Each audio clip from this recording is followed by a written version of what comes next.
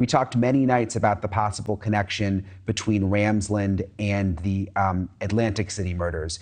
Thought perhaps that was a possibility. You were the first one, Dr. Ramsland, who said, I don't think that's the case. Well, we got confirmation now from police and investigators that they don't believe there's actually a connection there. Yeah, I mean, I think it doesn't make much sense that a person would put four bodies in a very close proximity to each other and be an outsider, somebody who just comes into town randomly. I think it has to be somebody who knows that nobody has discovered the first and the second and the third body. So that would suggest a local.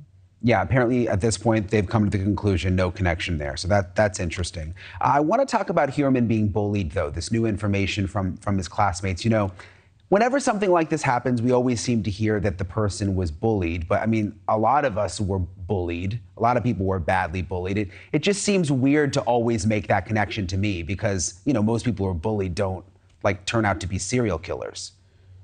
It all depends on the way the person is processing what is happening to him or her, how they perceive it, what their own temperament is.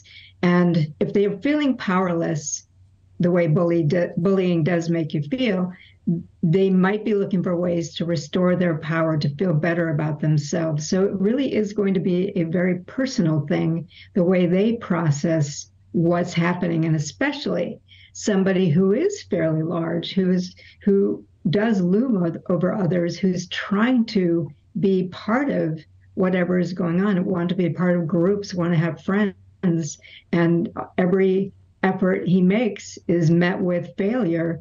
So more powerlessness. He's probably going to have fantasies of how can he restore his power? How can he make people pay for what they're doing to him? Do you find with other serial killers that you've studied, are they mostly bullied and kind of recluses as young people, or are some of them popular? I mean, is there sort of one way it normally goes?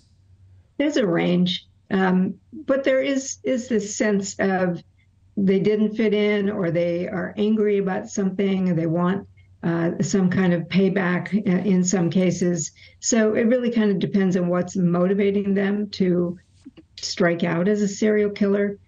I wouldn't say it's a common thing, but it's certainly part of some people's development. Thank you for watching. Go to newsnationnow.com to find NewsNation on your television provider. And don't forget to click the red subscribe button below to get more of NewsNation's fact-driven, unbiased coverage.